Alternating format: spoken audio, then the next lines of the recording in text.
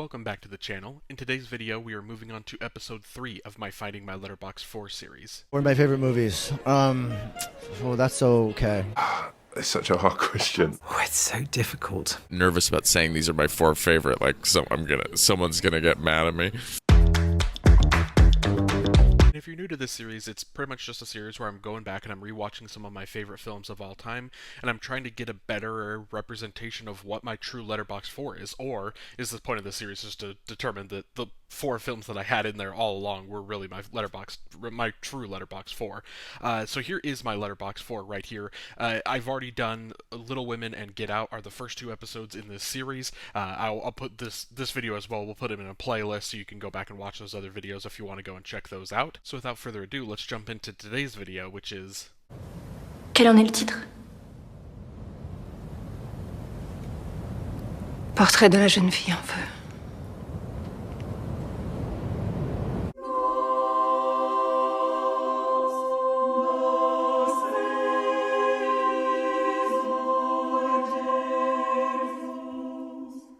On an isolated island in Brittany at the end of the 18th century, a female painter is obliged to paint a wedding portrait of a young woman. The film stars Noémie Merlant as Marianne, Adèle Haenel as Eloise, Luana Bajrami as Sophie, and Valeria Golino as the Countess. Portrait of a Lady on Fire is a French romantic drama released in 2019 and was directed by Céline Sciamma. The film is rated R for some nudity and sexuality. Céline Sciamma won for Best Screenplay, and the film won the Queer Palm Award at the Cannes Film Festival. The film was also nominated for the Palme d'Or, but lost to the eventual Oscar Best Picture winner Parasite. And first off, before we get into the review, the very first thing I want to mention and say is, first off, apologies for butchering. I'm sure I'm butchering all of these names.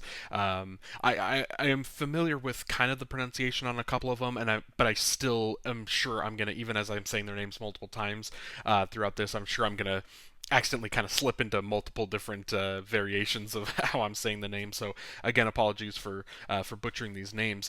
But the first thing that that I want to highlight in this film, it really the star. I mean, I guess there's a couple things that are easy to say are the best parts about this film, but a lot of it all comes down to Céline Sciamma. She wrote and directed the film. The first thing that I want to kind of highlight, obviously we're going to talk about both of those things, but the first thing that I want to talk about a little bit is her direction. The film only works really, I mean, it just works because of her vision. This is one of those things, and there's a lot of movies that are like this, but I noticed a lot of my favorite films of all time usually have the same director and the same writer.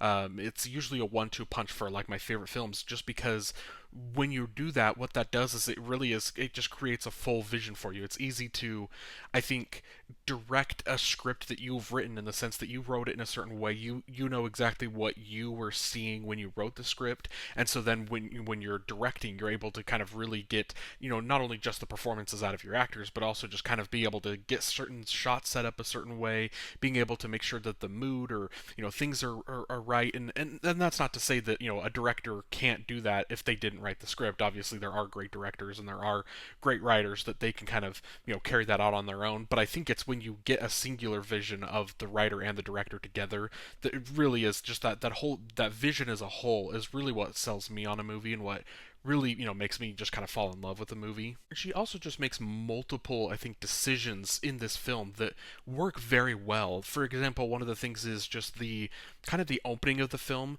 There is just a very I mean, I think if I'm remembering, for the first, I don't know how long it is until you get to the score, but for the first opening scene, there really is no score, and so you're as the when it's the like the boat ride scene in, you're just hearing the water slashing up against the boat. You're hearing just the crashing of the waves, and then when she gets to the house, you're just kind of hearing every single creak. The sound design is really done well in that scene, and it's highlighted, I think, by the decision of not having there being an overbearing score at that point. You hear every brush, the paintbrush strokes. It's just there's so many different kind of decisions like that those are the decisions that a director has to make, and I feel like any of those type of decisions that she made in this film, her vision for what she wanted the final product to be was so clear and focused the entire time, and so every single decision I feel like she makes as a director is really just enhancing that final end product. And as well, I kind of mentioned this a little bit earlier, but a big part of the direction, and I think sometimes it's the easiest thing to think of what a director does, but in it's obviously they do more, but it is, I guess, in a sense, one of the most important things they do, but it really is just kind of getting performances out of their actors. And in this case for Céline Sciamma, it's a very limited cast of pretty much exclusively women. There's, I mean, really no real important men characters in the film. There are a couple that you see here and there, kind of at the beginning and at the end of the film. But for her, the performance that she gets out of the few select women that are, I mean, it really is just kind of four of them. It's the four that I mentioned. Those are kind of the four that have a lot of the speaking roles. They're the ones that are at this house. They're the ones that are in charge of kind of, acting out this whole film, and so she, really getting a great performance out of all four of them is, again, I mean, it means you're batting 100%. Every single actor is turning in a great performance here, and really, Céline Sciamma does a great job of really getting that out of the actresses. So then moving on to Céline Sciamma, the screenplay of hers, this really is my favorite part of the film, and this is why I love the movie so much. This is, again, just the story is what sells this film. The story is what makes you fall in love with it, and it is because, to me, it is one of the most romantic films that I've ever seen. Granted, I haven't seen, kind of romance. I guess I've seen some like rom-coms and stuff, but it's hard to call a rom-com like the most romantic movie you've ever seen. And as far as just pure romance films go, they're definitely it's a genre that I haven't watched as much, but from what I've seen from a lot of people that really do love romance films, this is still one of those films that a lot of people also mention as just one of the most romantic films of all time, and one of the most it's one of those, it's a heartwarming and heartbreaking, kind of this romantic drama. And again, I think that's what I've said this before, and I can't remember exactly what video now, but I've said this before, that's I think what makes a full movie for me, is if you're able to write a story that can make me feel so much of one emotion and then make me feel just equally another emotion, and just like being able to fully feel every emotion that you're trying to dictate with your screenplay. That is what really makes a full experience. It's, one thing to say like, oh, maybe I love all the romance, but maybe this stuff over here isn't done as well. For me, this film, just every single aspect, every single emotion that Céline Sciamma is trying to get you to feel, you feel it, and it really is just pouring through the pages there of the screenplay. And for me, I think the best part about this film being a romance film is you go into it knowing that it's a romance film. You know that it's a love story between this painter and this young woman who is set to get married, and you understand going into it. You know what you're getting into, and yet the film is very deliberate, and it's very it's a slow burn in the sense that it really, really takes its time getting to the romance. It's not like from the first page they see each other, it's love at first sight, and then you just got 2 hours of just pure romantic bliss. It's a very grounded and a very personal story between these two people, and it really is, again, just it takes its time. And it's one thing to say, you can say, like, I think the phrase slow burn, I think, is kind of, I don't want to say misinterpreted, but I think it's just interpreted differently by some people. Some people see the word slow burn and they just think it means it's slow, and then they think that means it's just bad pacing. For me, I know slow burn for me specifically is because it's slower, but it is still burning. Like, it is still, you're getting somewhere, and it's taking its time getting there, but you're going to be happy when you get there. And honestly, I think you're even more happy because this film does an excellent job of building the tension along the way. Every scene that is leading you to, to the moment that you're expecting, the moment where the romance starts really flying. You've built this tension, and you are ready, and it's almost kind of like a release. When you get to that first kiss scene, it really is just kind of this release, and kind of just this, like, you can take like a breath of like, this is I don't know, it just really impacts you in that sense of the way that you are feeling that tension, you are feeling the chemistry between these two actresses, and once you finally are getting to kind of, I guess, the payoff of what you're kind of been sitting there waiting for, you are just so locked in and you are so in love with this story and you're in love with them as a characters, and so I think it makes the whole thing just that much more impactful and that much more beautiful. And obviously, I mean, one thing that's true with every screenplay is obviously just the story in general is a big part of what you look for in a good screenplay is just where you get from point A to point B, how you get there, what the story is. But along the way, I think another great part of the screenplay is just the dialogue. It is just the words that are being said. And in this film, again, I mentioned that it is one of the most romantic, if not the, I mean, it is the most romantic film I've ever seen. It also is just full of some of the most romantic and most beautiful dialogue I've ever heard. Vous pensez que tous les amants ont le sentiment d'inventer quelque chose?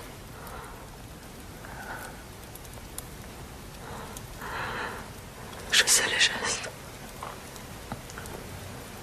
J'ai tout imaginé en vous attendant. Vous avez rêvé de moi? Non. J'ai pensé à vous. And then let's move on to kind of the other side of this film, of what makes this film so great, and it is the acting from Noémie Merlant and from Adèle Haenel. Vous ne m'avez pas blessé. Si, je le vois. Quand vous êtes ému, vous faites comme ça avec votre main. Vraiment? Oui. Et quand vous êtes embarrassé, vous mordez vos lèvres. Et quand vous êtes agacé, vous ne sciez pas.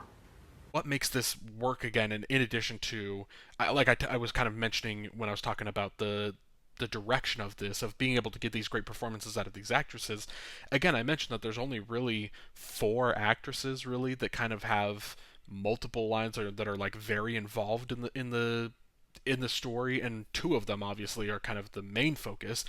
And so the film doesn't work if you're not just getting masterclass performances from these actresses, and that is exactly what this is. Like, I think if, especially with it being such a slow burn, like I was just saying, that I think if it was a slow burn and you're not feeling the chemistry, I think a lot of people would probably just turn the film off, because then that is kind of the bad example of a slow film that maybe you would say has bad pacing, because you're watching this, you're not feeling it, and nothing's really happening, so you just kind of turn it off. But that's absolutely not what's happening here. It's a slow burn, but you're feeling that tension partly because of the script is written so well, but also it's just the performances are so good from these 2 actresses and you care for each of them deeply as characters, that you are just so invested in where their story is going. And again, I think that you get to that level because of just that level of performance that you are getting from the actresses.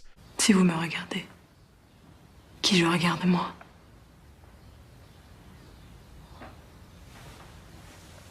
Quand vous ne savez pas quoi dire, vous baissez la tête et vous touchez votre front.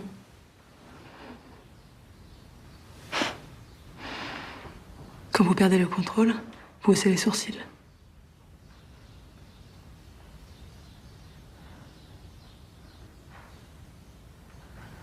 Et quand vous êtes troublé,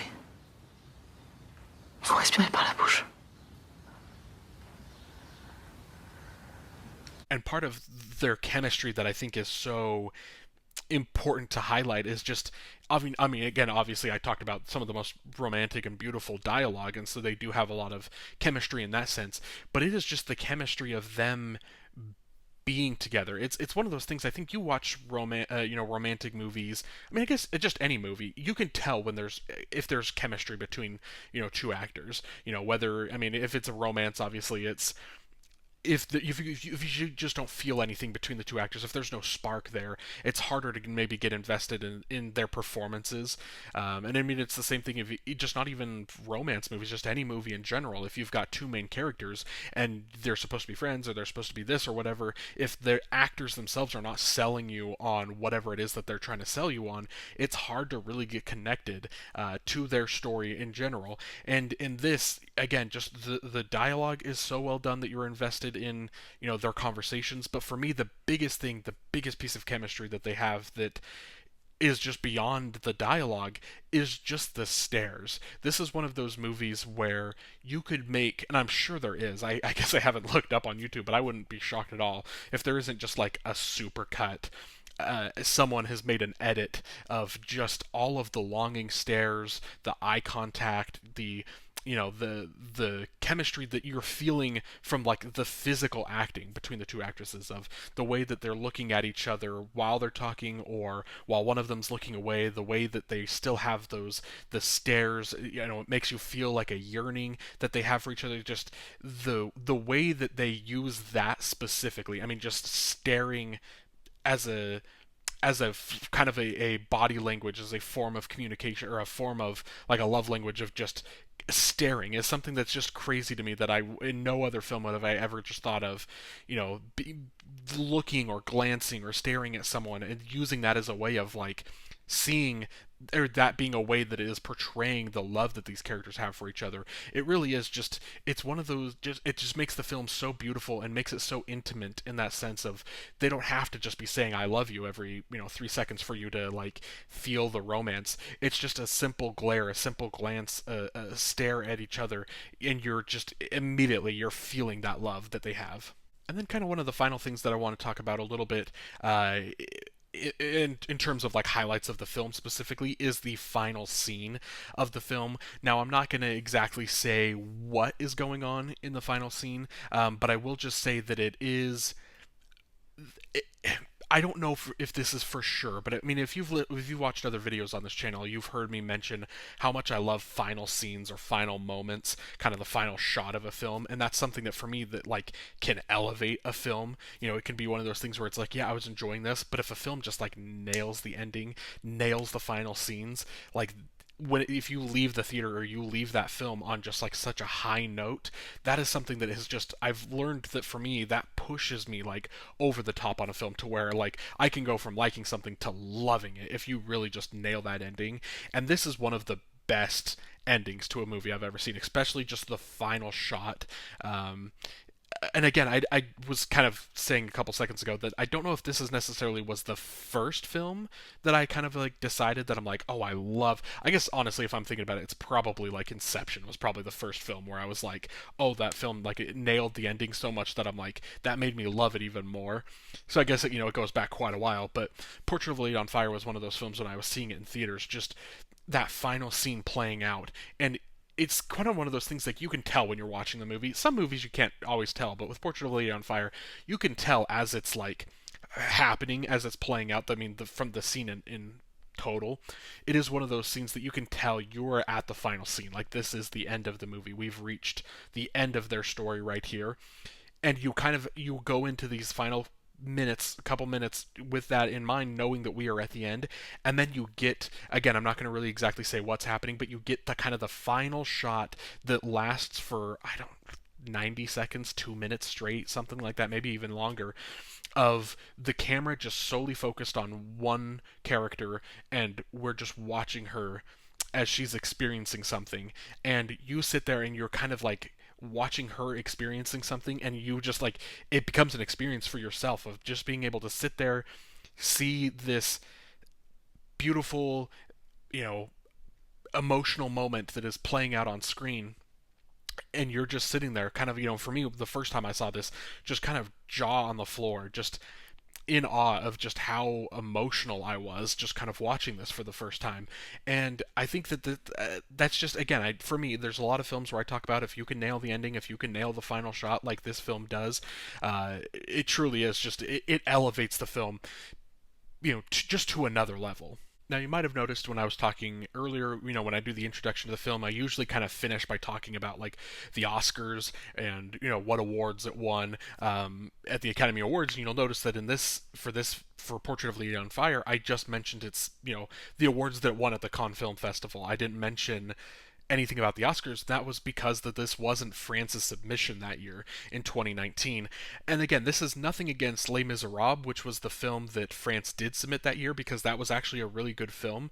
I've only seen it one time. I honestly want to go back and rewatch it because I remember really enjoying it when I did see it that one time.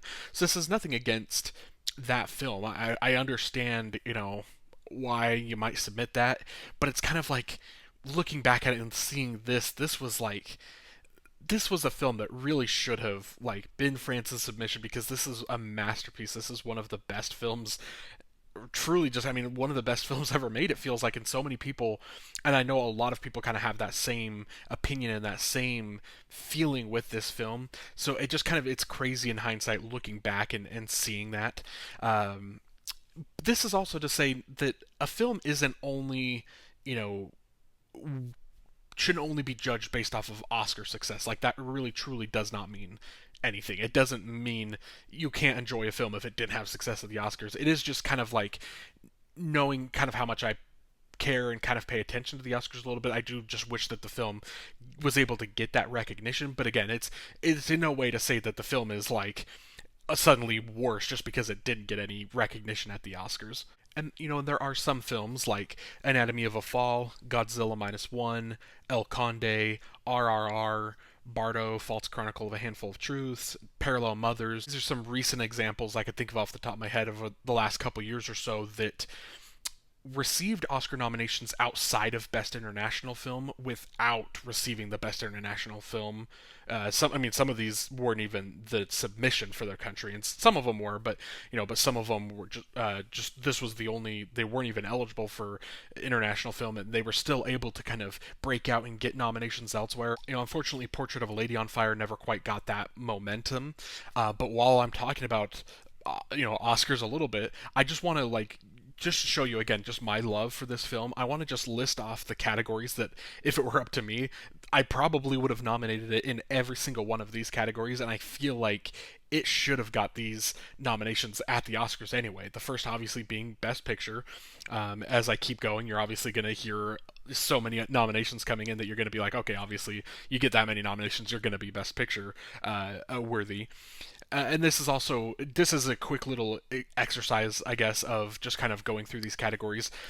I'm not necessarily going to go back and look at each category and say, well, this is the film that should have been kicked out, or this is what shouldn't have gotten in. Because, I do think there is an example in every single one of these categories I probably could kick out, but I don't want to necessarily go and attack another film just to highlight this one. I'll just say that it should have gotten in. But to be fair, I remember this Oscars pretty well because it was my first Oscars that I was really in on, and there was 9 Best Picture nominees that year. There could have been 10, so just throw it in there. You don't even have to kick anything else out. It could have just gotten that Best Picture nomination anyway. But then the second nomination I think it should have got was for director for Céline Sciamma. We're also going to go with actress for Noémie Merlant, and then also I think you could have done a double actress here, or maybe if you want to say supporting actress for Adèle Haenel. But either way, I think both of them, they were two of the best acting performances of that year, and so they both, I think, should have been in that conversation. And again, they both could have gone into actress, or if you want to split one up into supporting one and lead, however you want to do, I think they both should have got in. I already talked about the screenplay, how much I love it. I think that obviously should have gotten in, and then we're obviously going to give it a spot in international. If there's a world, where countries, again, I think this is one of those things, I think films should just be able to, our country should be able to submit multiple films, for that consideration of Best International Film, because I think both Les Miserables and Portrait of a Lady on Fire could have both been nominated, but Portrait of a Lady on Fire absolutely should have been nominated, and it should have been a real, neck and neck, with Parasite. Obviously, Parasite would have pulled away. Obviously, it won Best Picture that year, but I think it would have been a worthy competitor and would have been a very worthy winner in almost any other year. Then going back to the nominations, obviously costume design. Haven't really talked, these next couple that I'm going to talk about here, I haven't really talked about a whole ton, so I'm going to kind of actually, slow down a second and kind of showcase, so obviously on the screen now I'm just kind of putting some pictures of just the different costume design that you see throughout the film, and again, it's obviously all very well done. The next one I'm going to throw in there, I'm going to talk about the cinematography. Again, same thing here. Probably going to throw a couple still images up on the screen here of just some of the breathtaking and beautiful cinematography.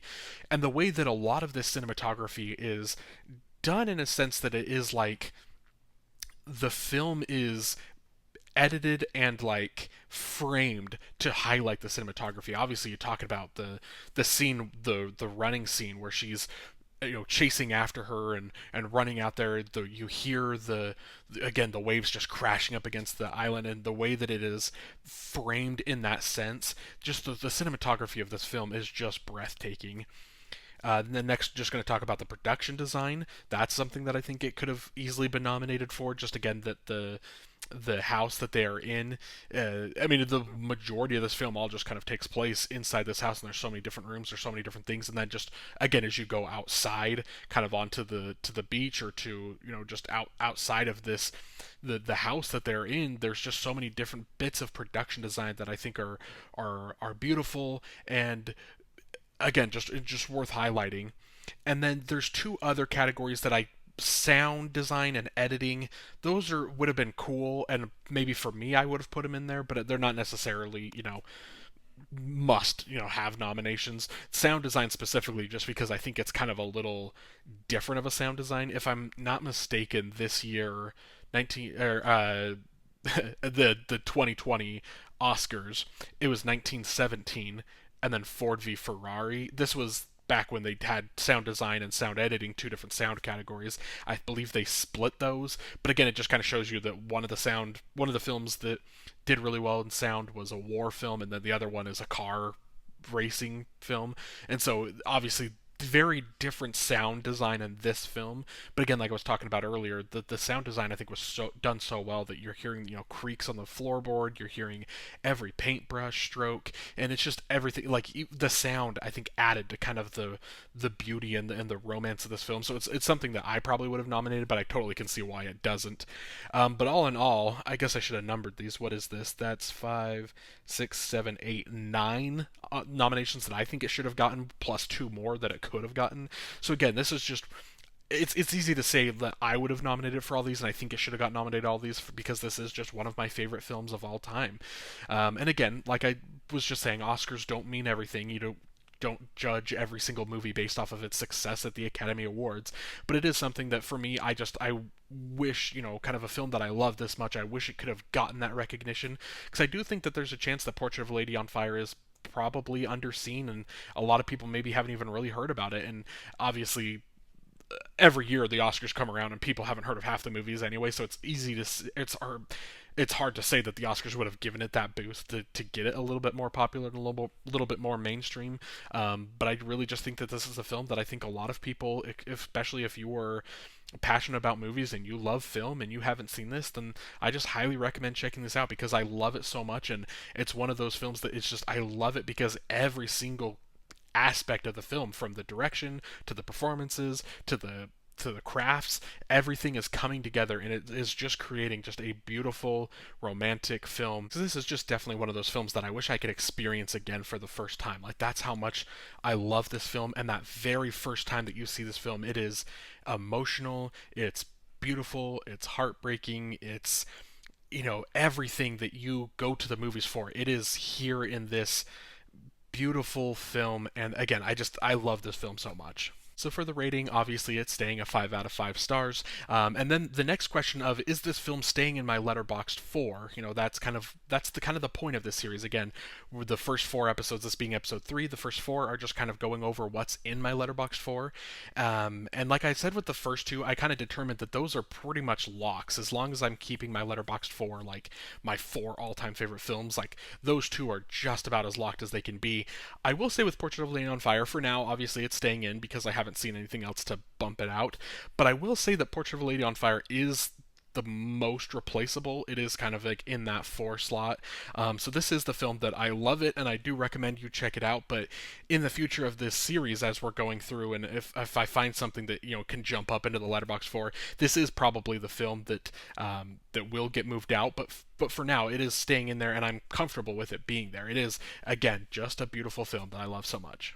And that's it. Thank you for watching this video. Again, there's just one episode left in this initial setup of the series. Obviously, we've gone through Get Out, Little Women, Portrait of a Lady on Fire, so Parasite will be the next video in this series. And then once I do a video on Parasite, then the real fun of this series, I think, starts, because then it's me just going back and finding whatever random film that I love, whatever 5 out of 5 star movie I can think of, and rewatching it and just seeing if it, has the ability to jump up into that top 4. So I'm excited to kind of get to that phase of this series. But for now, again, just one more video just in this initial base setup of the series. And so I'm excited in the next couple weeks to get you that Parasite video. And again, thank you so much for watching this video. If you'd like to like the video and subscribe to the channel, I would greatly appreciate it. Also, just let me know down below in the comments below what your thoughts are on Portrait of a Lady on Fire. If you have seen this film, do you love it as much as me? It's one of those films that I think pretty much everyone that I've know that has seen this film loves it.